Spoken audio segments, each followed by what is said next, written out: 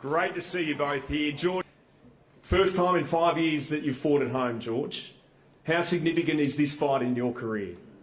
It's great to be back home. 5 years, hard work. Everyone knows the story. I've had to go through every bit of adversity. I've had to earn my belts. Earned them the hardest way. Not like this guy. Got given a present. I earned mine. I took the best out. A lot of people like to say that Devin Haney was gifted a belt when the truth of the matter is he wasn't gifted anything. If anything, the champion forfeited his belt because he didn't want to fight Devin Haney. And you can tell that Devin Haney was more than willing to earn that belt. Hence, that's the reason why he's sitting over there in Australia right now, accepting a contract deal that most people wouldn't accept, accepting terms that most boxers wouldn't accept.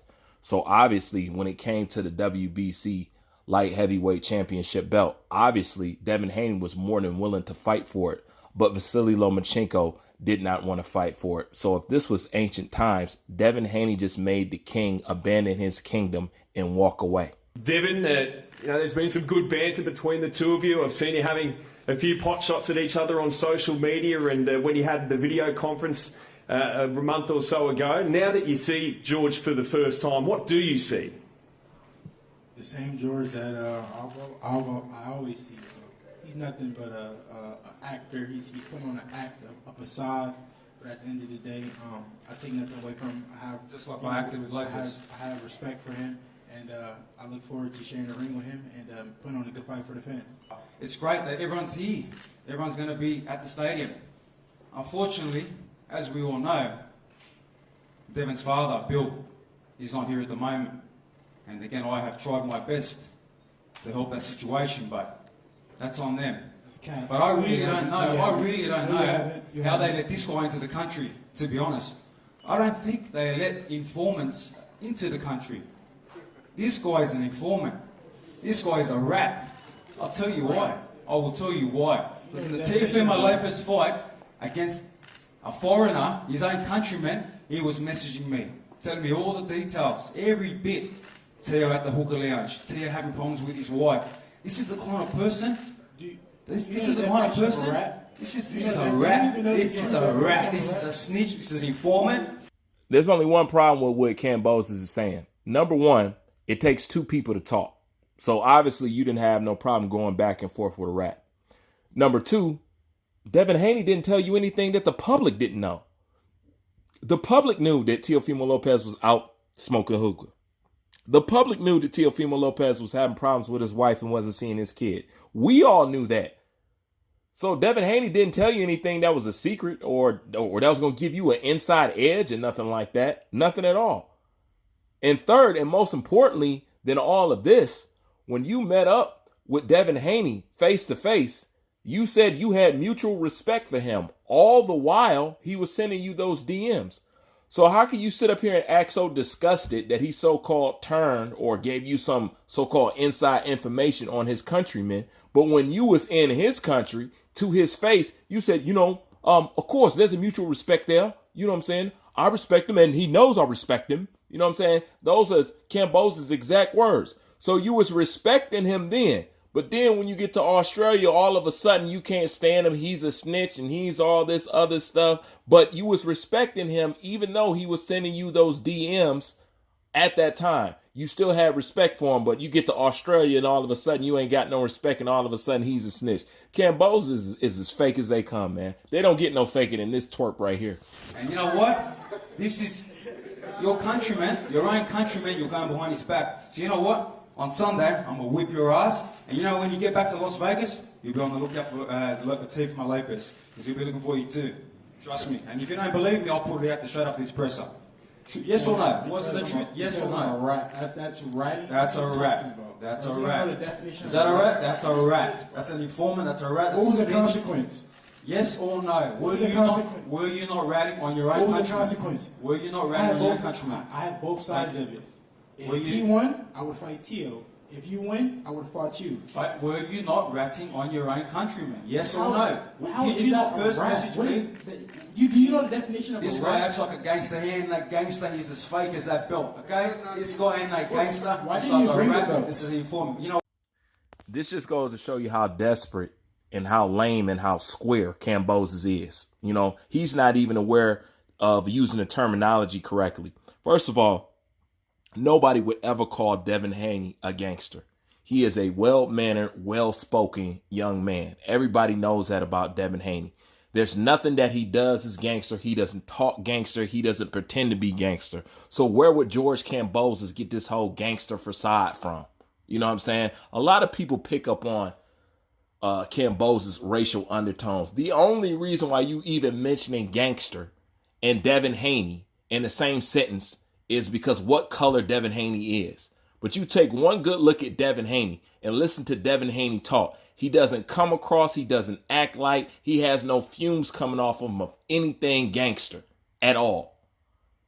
Why? Because he'll wear some jewelry or something like that. And once again, why is it always criminal for you to look good and want nice things? Everybody else can wear this stuff and buy this stuff and they don't get the accusations that you get. You know what I'm saying? But then again, he's from Australia, so I ain't surprised. You didn't get to see him because you missed the first press conference. You didn't get to see him. You'll see him when you want on Friday, and that's the closest you get to him. Show me that fake bill. Where's that fake bill that you really own? Show me. It's very beautiful. George mentioned your father, Devin. How difficult has it been, and how's it affected your preparation not having him here? Yeah, things have definitely been different without my father here, but the show must go on. You know, this is a dream of mine, like I said. And I wasn't gonna turn it down for nothing. My dad, he installed the right things into me that I'm ready.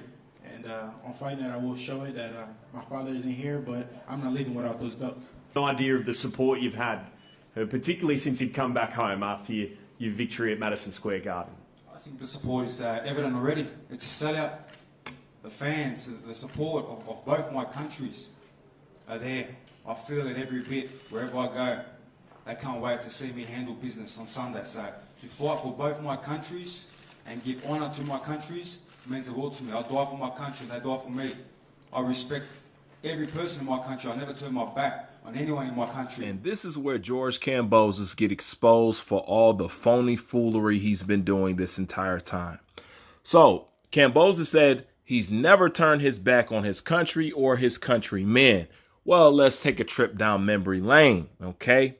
Jeff Horn voiced his disappointment in George Kambosos to work with Manny Pacquiao in his training camp. He said that he was disappointed that the 24-year-old at the time did not reach out to help him instead of joining the Filipino team. And do you know what George Kambosos told his countrymen? I don't owe Jeff anything. I know he's a teacher and likes to play by the rules and all that other stuff, but I come from a different background. I have to take my opportunities where they come.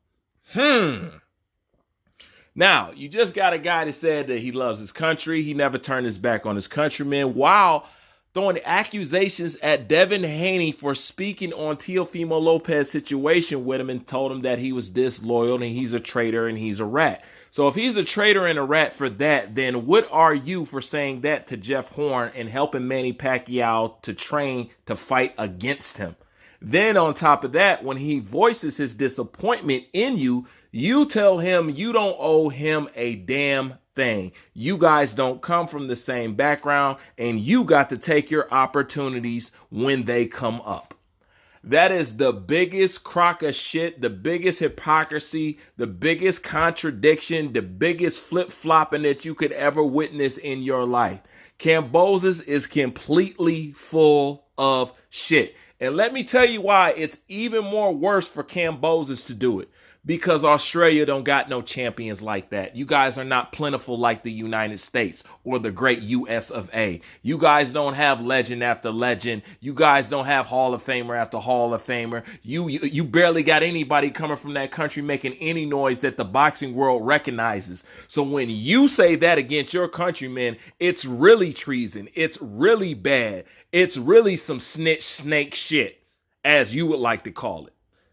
Man, this guy's a joke. So, not like this guy, but me, my country, I'll die for. How much have you had to tweak preparations to fight Haney specifically? What's unique about him? Look, we brought in some very good sparring partners, but The guy likes to run. He likes to move. Nothing special. Up, and here we go with the black guy uses boxing skills, so therefore he's running bullshit. That's the most oldest racial undertone talking point in boxing that you could ever hear. You can't be strategic. You can't move like Lomachenko. Lomachenko can move like that, but if you move like Lomachenko, then you're a ducker, then you're running. You don't want to stand and fight. You don't want to do all this shit. And all they want to do is put you at a disadvantage. Okay, you want to know the whole point of Kambosos saying all the crap that he's been saying? Because he sucks at the art of skullduggery. He's trying really hard. But the more lamer it comes across. He's trying to do anything to agitate or piss off Devin Haney because he want Devin Haney to go in there gun-ho just like Teofimo Lopez did against him. That's his aim. That's his strategy. That's what he's hoping to do. That's why he's been saying all this weird, super lame, awkward crap, you know?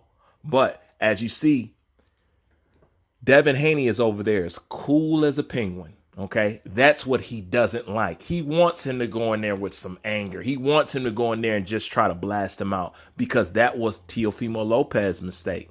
And in all actuality, that was the same mistake as Canelo Alvarez going there against Bivol. He didn't go in there with no plan. He just tried to blow him out, just like Teofimo Lopez tried to blow him out, because he know that's his best chance of winning. If Devin Haney uses his ring IQ and uses his brain and uses his skill set, it's a hard night for Kambosos. So Kambosos is doing his best skullduggery job to try to piss or agitate Devin Haney, and it has not worked yet. The holes are there. He's been hurt by an old pensioner in Linares. Man, people bring up that Linares thing like Errol Spence fans bring up the whole Mean Machine and Terrence Bud Crawford. It's all hogwash. It's all bullshit at the end of the day. It makes no sense for them to keep leaning on this whole Linares thing because Linares wobbled him or caught him with a good shot, when the dude that he respects and who he said that would beat Devin Haney, Vasily Lomachenko, who basically he likes to bow down and kiss the feet of, was dropped by that same man that got a good hit off on Devin Haney. Devin Haney didn't get dropped. Devin Haney didn't hit the canvas, and Devin Haney whooped his ass every single round. Dominated Linares, way better than Vasily Lomachenko. Yet all we hear about is how he got wobbled by an old Linares, and this is that. Guess what? Linares was old and burnt out when Vasily Lomachenko got his hands on him, and Vasily Lomachenko got dropped by him. But yet you don't hear nothing about that. Yet Vasily Lomachenko is greater. Yet Vasily Lomachenko is this. But because he caught Devin Haney with a good shot, that's the indication that Devin Haney ain't shit. But this same person, this old worn out fighter, dropped the fuck out of Vasily Lomachenko, but they ignore that and acting like it's all good. Man, boxing is fake, biased, and you can't believe none of the shit that they say. Because half they shit is built in some shit that ain't got nothing to fucking do with boxing. That's why I always firmly say, listen, unless you in some way, shape, form, or fashion is taking color into consideration with the shit that your ears hear, then you're never going to get the truth and understand what the fuck really goes on in boxing. Like, subscribe, and comment. Also, don't forget to check out the Rising Glove series, Dreams Are Nightmares 2. The link is in the description box. Bruce Vane, I am out.